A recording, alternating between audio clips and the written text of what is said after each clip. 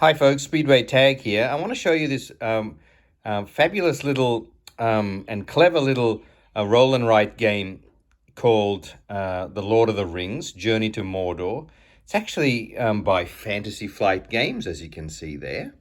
So while they're going nuts over putting out all their Cosmic Encounter stuff, they're also putting out small little games like this, which is really cool. This is obviously based on The Lord of the Rings, and I'm not usually a fan of movie-themed games, but I made an exception with this, with Lord of the Rings being one of my favorite movies of all time. My favorite movie of all time is Revenge of the Sith, but we can debate that later. But we loved Lord of the Rings so much and watched it all the time. I thought, okay, I'll try the movie-themed dice game. There are tons of Lord of the Rings themed games now, but I like this one. Journey to Mordor is a very simple little roll and write game. There's the pad you have. I think it's 2 to 4 players, I think. I've worked out a way to play this by myself. 2 players is probably best. Now, what we have here is a track, okay? And the track is starts here for the hobbits. I'll say you play one of these hobbits, okay? Frodo, Sam, Merry, or Pippin. And you actually tick one that you want to be. It does make a difference who you are at one stage in the game, which I'll show you in regards to the dice. So the Hobbit track starts here and goes follows these circles right through all the famous places of the Lord of the Rings. You come by Gondor, Minas Tirith, and there's Mordor, right? So you're trying to cross these circles off, in other words, move along that path and get to Mordor before the Nazgul on the other track, which is represented by the squares, before the Nazgul follow this way and get there first. So you're trying to get to the end of your track before the Nazgul gets to the end of their track. And of course, your opponents are doing the same thing. Unfortunately, this is the hobbits are not cooperating in this, so it's a slightly alternate universe to the Lord of the Rings. The hobbits are trying to beat each other to Mordor and win, and even a little bit of sabotaging each other. So yeah, it's a bit of an alternate universe, but I'm okay with that. Okay, so here are the dice. The dice are really cool, great colors, and I'm sad to say that the white illustrations on my dice have faded over the years. These were a lot brighter when I first got them. So believe me, if you did get a brand new version of the game today, those white illustrations on the dice pop a lot more now. But you've got rings on the dice. If you roll, you're going to pick up these dice at the start of your turn and roll all 5 of them, okay? A ring allows you to advance one spot on your Hobbit track. An orc is bad because if at the end of your turn you've got orcs still there on the dice, they cancel out any rings you rolled, so you wouldn't be able to move. But the good news is the fellowship die cancels out any orcs. So for every orc you roll, if you've got a fellowship die to cancel it out, your rings will stand. So that's a nice little balance. This is a picture of Gandalf there. I know it's pretty hard to see with the way my dice have gone, but Gandalf actually extends the Nazgul track. So it makes you halve their squares in 2. You literally put a line through one of the squares, and that becomes 2 spaces for them. So the Gandalf on the dice actually creates a longer track for the Nazgul, which is really cool. And then the black die is the same as all the others, but it's got a white tree of Gondor on it. And the white tree allows you to stop your turn wherever you want to.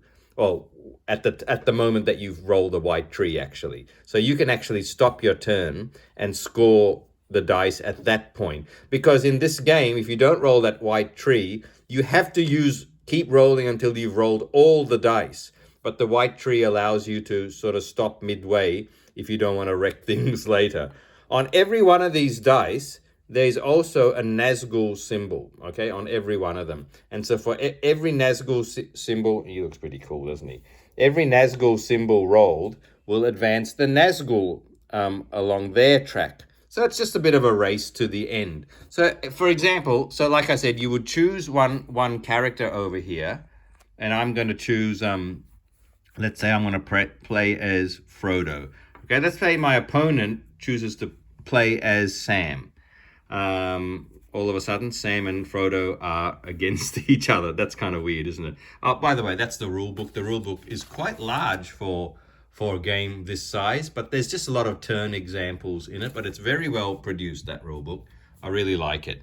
Okay, so on a turn, you would just take the dice, roll them, and then what you have to do after you've rolled your 5 dice is you always have to set aside at least one.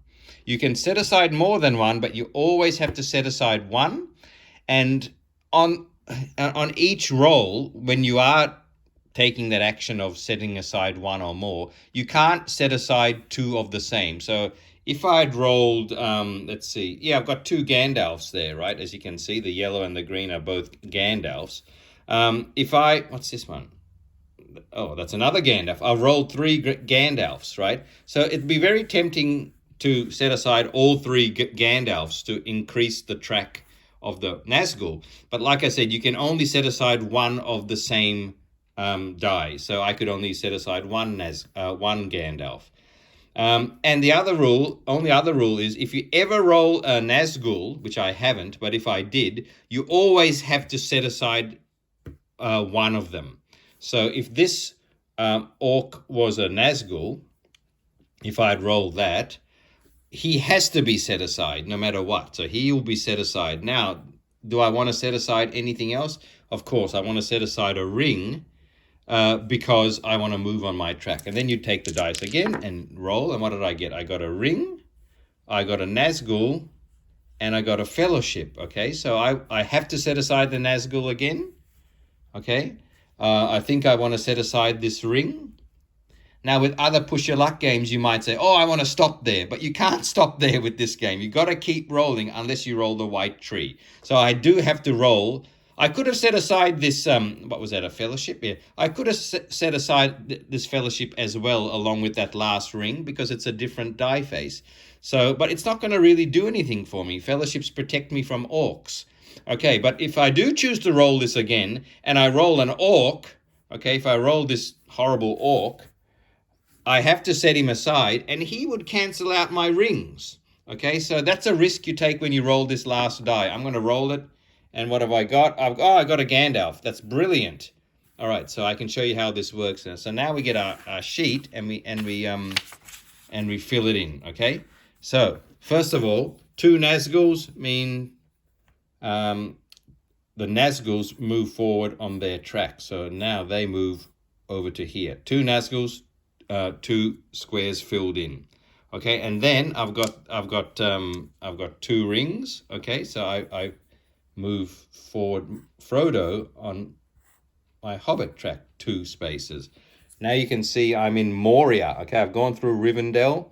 I'm now in Moria. I'm going to go to Lothlorien and Rohan and Helm's Deep and Gondor and Minas Tirith till I finally get to Mordor. Shelob's Lair is at the end here as well, before Mordor, which causes problems. I would have liked to. It's kind of good stopping in Rivendell, and I'll tell you why in a minute. So I filled in all my dice. Actually, no, I haven't. I still got to fill in what the Gandalf means. And remember, with Gandalf, I really should have filled out the Gandalf before I filled out the Nazgul tracks because it's kind of silly to do it now. So I really imagine I'm doing this before I filled in the Nazgul. With Gandalf, you actually divide. You divide one of these Nazgul squares. So see how I've divided it there? Now this becomes 2 spaces for the Nazgul, and that slows them down. So I really should have done it up here before I filled in those 2 X's. The other thing about this game is that we always play the advanced rules, and which is really cool because if your Hobbit is at any of these stages, which are all of the stages, so if I finished my turn just then on Rivendell, if I finished there and I didn't have that second ring, if I finished in Rivendell, well, for the next turn, I get to set aside, you get to use this special effect of each of the locations. So on the next turn, I would be able to set aside same symbols on any roll, which normally you're not allowed to do. But I finished in Moria. So for my next turn, Moria says Gandalf has no effect. So if I roll Gandalfs, they don't have any effect. And it's very thematic, obviously, as you know what happens with Gandalf in Moria. Same with all of these, with Lothlorien, one fellowship cancels out 2 orcs, so there's extra power for the fellowship there. Obviously, Rivendell, there's extra power. It's a positive power.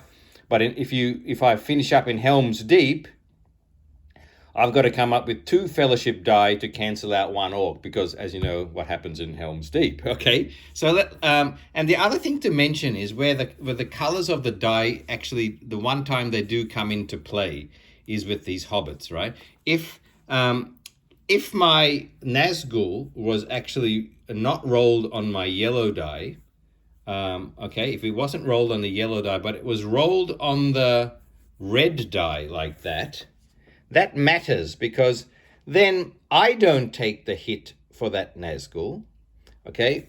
The person who is the red player takes the hit. And remember, we said at the start, my opponent is playing as Sam in this game. So Sam would advance the Nazgul on his track, because I rolled the red Nazgul, okay? If I roll a Nazgul, a color that no one else is playing as, then I have to take those hits. But if I do roll a Nazgul color that someone else is playing, they take the Nazgul hit. So that's where all of a sudden the hobbits are not cooperating, okay? They are against each other, all right? So that's kind of weird, but once you get that okay in your mind, you'll get used to that. Let me do one more quick turn. So let me roll there. Okay, have I rolled any Nazguls? Yes, I have. So I have to set aside 1 Nazgul, and I'll set aside this ring. Okay, let's roll again. What else did I get here? I got 2 orcs and a Gandalf. But remember, because I'm in Moria at the moment, the effect says Gandalf has no effect, so there's no point really collecting Gandalf. So I'm hoping I can get some more rings. I didn't roll any rings. Oh boy, and I've got to set aside the blue Nazgul. This is not going well. Let's roll again, see what I get. Oh, I've got a ring, so I can set aside that ring. Okay, so what I've got at the moment here is 2 Nazguls and 2 rings. I'm hoping this is something good. And it's a ring. Excellent. All right, so there we go. I can move Frodo forward on his track 3 spaces, but I do have to fill in 2 Nazguls. So the 2 Nazguls will go into these 2 spaces here that my Gandalf helped me last time with. And 3 movements takes me by Lothlorien, Rohan, and I end up in Helm's Deep here. So that's where I'm sitting at the moment. Not far to go. As you can see, this game can finish pretty quickly. So at the start of the next turn in Helm's Deep, what's the effect?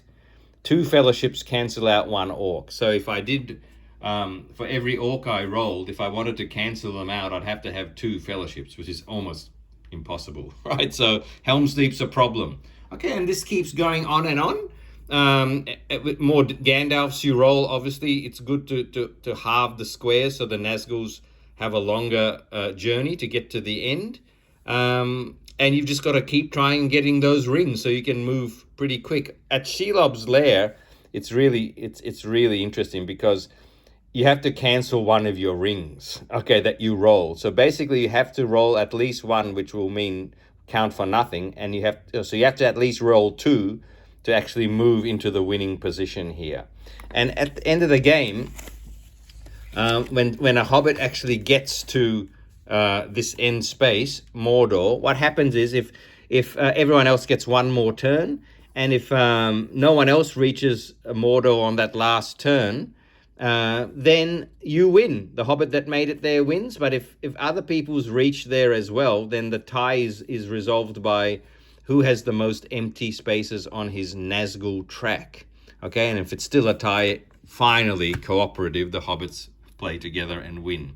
All right, so this is great. As I'm sitting here, I just want to roll these dice more and more and more and put some aside. And I just love rolling these dice. I love marking this off. The theme is kind of nice. As you can see, it's pretty simple. I always play with these advanced rules. I can't imagine not playing with these. because they just add a little bit of theme into the game and also a little bit of tension as well. And you know, it's actually a very nice little competitive game, not too competitive. But yeah, anyway, so that's Lord of the Rings, Journey to Mordor. I hope you enjoyed that, and I hope you can find a copy. As I said, 2016. Good luck. See ya.